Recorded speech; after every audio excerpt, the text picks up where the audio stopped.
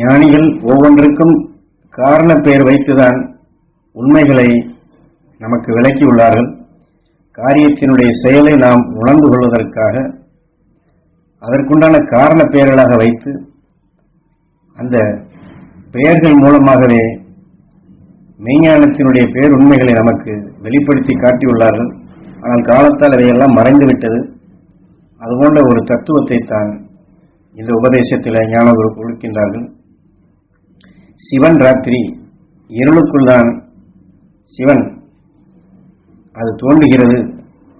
ஒரு உயிர் விண்ணிலே தோன்றி பூமிக்குள் விஜயம் செய்தாலும் தாவர இனங்களுடைய சத்தை நுகர்ந்து அது சேர்த்துக்கொண்ட வினைகளுக்கொப்ப நாயகனாக ஒரு உடல் பெறுகின்றது.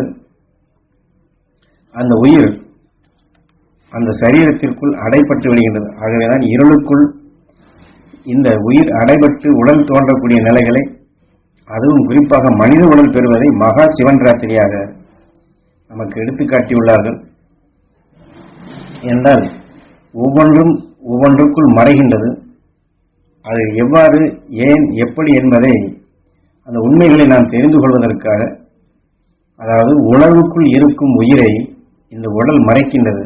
அதே சமயத்தில் உணர்வின் நல்ல எண்ணங்களை, உதாரணமாக வேதனை என்று வந்துவிட்டால் அந்த நஞ்சின் தன்மை நல்ல எண்ணங்களை மறைத்து விடுகின்றது. அதே போல கோபம், இது ஒரு கார குணம். இந்த கார உணர்ச்சிகளும் நல்ல குணங்களை, நல்ல எண்ணங்களை அது மறைத்து விடுகின்றது.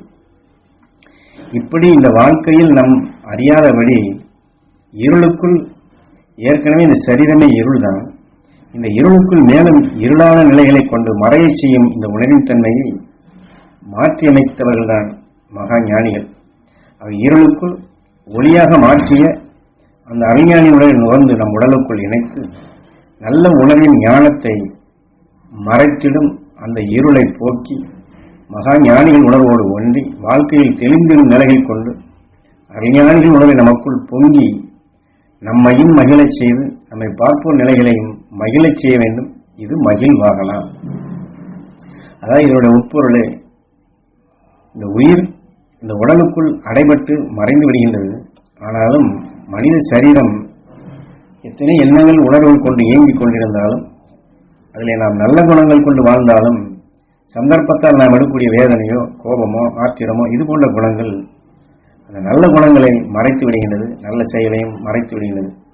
ஆக சரீரம் என்பது இருளாக இருந்தாலும் இருளுக்குள் மீண்டும் இருளாக சேர்ந்தால் நாம் மீண்டும் கீழான நிலையில் சரீரம் பெறுவோம் என்பதைத்தான் இதை மகா சிவன் ராத்திரி என்று உணர்த்தி, இப்படிப்பட்ட இருளான நிலைகள் மறைத்திடும் மீண்டும் இருளுக்குள் செல்லும் நிலைகள் வேண்டாம் என்பதை விழித்திரு என்று அந்த மெய்ஞானி உணர்வு கொண்டு அந்த நல்ல குணங்களை மறைத்திடும் இருளை போக்கிடும் நிலையாக நாம் செயல்பட வேண்டும்.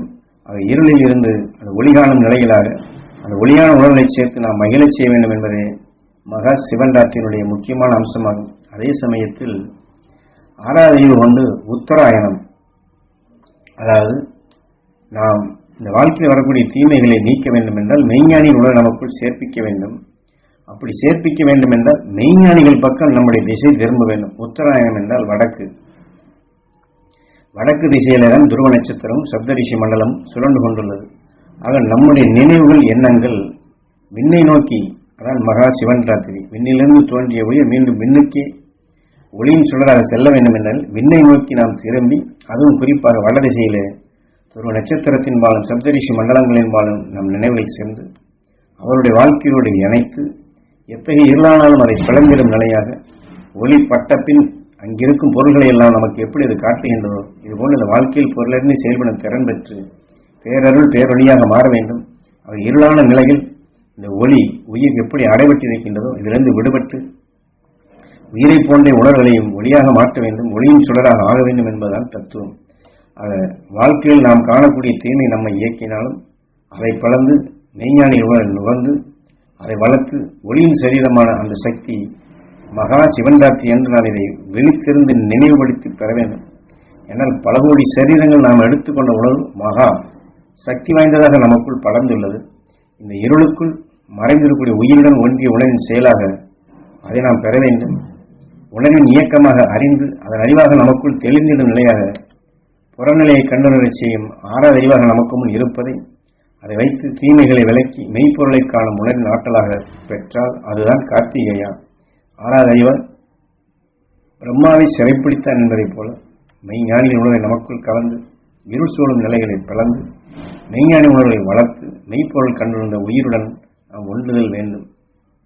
ஏனென்றால் இங்கே மெய்ப்பொருள் என்பது நமது உயிர்தான். அந்த மெய்ப்பொருள் உயிரின் இயக்கம் என்றால் உயிர் ஒளியாக இருக்கின்றது.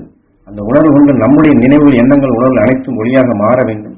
ஒளியின் சுடராக இருளை போக்கிடும் நிலையாக பெற வேண்டும். ஆக அந்த உயிரோடு இணைந்த நிலையில் அதுதான் உயிர் என்பது மெய். நாம் நுகரும் உணர்வு பொருள், ஆக மெய்ப்பொருள். ஒவ்வொரு நொடியிலும் நமக்குள் உணர்ந்திடும் உணர்வுகளை ஒளியின் சுடராக, ஒளியின் சரீரமாக, மெய்ப்பொருளாக, மெய்யுடன் மெய்யாக, ஒளியின் சிகரமாக அடைந்திட முடியும் என்ற இந்த தன்னம்பிக்கையிலே நாம் இதை செயல்பட வேண்டும் என்று ஞானகுரு உணர்த்தினார். ஆக உத்தராயணம் நாம் திசை மாற்றி மெய்ஞானி உணர்வை நாம் பெறுவோம். உடல் பெறும் உணர்வை மாற்றுவோம். மீண்டும் மீண்டும் உடல் பெறும் அந்த திசையை மாற்றி உயிருடன் ஒன்றிய அழியா ஒளியின் சரீரமாக நாம் மாற்றுவோம். அதற்குத்தான் குரு இங்கே விளக்க உரையை கொடுக்கின்றார்கள்.